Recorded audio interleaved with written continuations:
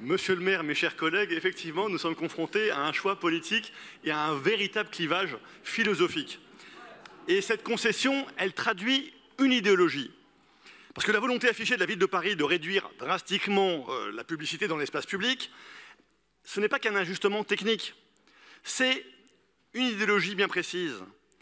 Votre vision que vous déployez, que vous déroulez, moralisatrice, qui assimile la publicité à une incitation à la consommation excessive, comme si la consommation elle-même était devenue un péché à expier. Depuis toujours, la publicité fait partie du paysage urbain. Elle informe, elle oriente, elle divertit. Elle est un reflet de la société. Sa créativité, son dynamisme économique, tout ça contribue à la vitalité de l'urbaine de Paris. Pourtant, dans un élan dogmatique, vous décidez de la restreindre, d'en limiter l'empreinte, de la rendre quasi inexistante à horizon de 2 ans, sans supprimer les panneaux d'affichage. La pollution visuelle restera la même puisque vous parlez de pollution. On peut être d'accord sur les aménagements, la pollution c'est un autre terme. Posons-nous une question essentielle d'abord. Qui paiera le prix de cette disparition programmée? La pub rapportait 34 millions d'euros chaque année. Ça tombera à 17 millions la première année et 9 millions la deuxième et 0 la troisième. Qui paiera les 34 millions annuels de pertes de recettes publicitaires? Vous devinez bien que ce sont les propriétaires, une fois de plus, qui verront les prochaines hausses de leur taxe foncière, des droits de mutation. Votre vache à lait préférée, les propriétaires, paieront la disparition de la pub.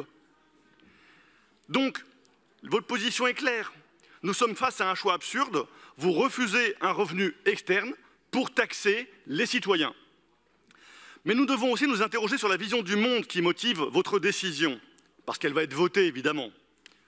Et vous ne volez pas 144 millions les Verts, je vous rassure, vous volez beaucoup moins cher pour les socialistes. Mais enfin, dans cette opération de rachat clientéliste, dans cette croisade anti-publicité, il y a donc l'idée que la consommation est une forme d'aliénation, une perversion.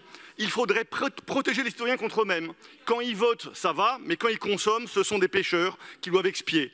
Cette logique est celle d'une nouvelle religion qui assimile l'acte d'achat à une faute, l'économie de marché à un ennemi à combattre. Et pourtant, la publicité n'est pas une incitation à acheter. Elle est aussi un levier économique puissant qui soutient des milliers d'emplois dans les secteurs de la communication, du graphisme, des médias, de l'affichage.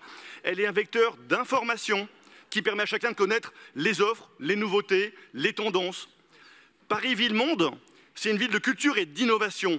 Elle ne peut pas devenir une cité figée, en noir et blanc, qui tourne le dos aux réalités économiques au nom d'une idéologie punitive. Alors ce choix municipal, il n'est pas anodin. Il est révélateur d'un état d'esprit qui rejette l'initiative individuelle, qui ne veut pas de l'économie de marché, qui veut un modèle étatique, administré, qui décide de ce qui est bon ou de ce qui ne l'est pas pour les citoyens.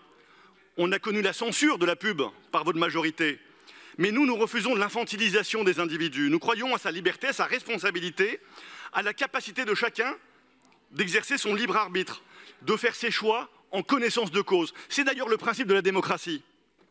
Rappelons enfin que cette disparition progressive de la pub, ce n'est pas celle des panneaux, parce que les panneaux, eux, y resteront. On peut être d'accord sur la suppression de 10–20% des panneaux qui encombrent l'espace public, qui polluent notre paysage urbain. Pourquoi pas? On peut en discuter. Et nous sommes d'accord sur certains panneaux qu'il faudrait réaménager ou supprimer. Mais la pub elle-même, elle va être remplacée par votre pub idéologique, empreinte de messages qui visent les citoyens avec votre prisme du monde, du capitalisme ou de l'anticapitalisme, du wokisme, si on vient sur ce terrain-là. Ces panneaux, ils ne vont pas disparaître, ils vont coûter cher aux Parisiens et votre hypocrisie, elle doit être transparente, elle coûtera très cher aux Parisiens et elle continuera à diffuser une propagande, cette fois-ci, votre idéologie. Soyez honnêtes, nous, de notre côté, nous refusons cette vision et nous défendons une ville vivante, dynamique, créative, en couleur. Une ville qui ne rejette pas la publicité mais qui l'accueille avec intelligence. Une ville qui respecte la liberté économique, la création de valeur et qui ne vide pas toujours plus la poche de ses habitants. Voilà pourquoi nous nous opposons à cette dérive idéologique.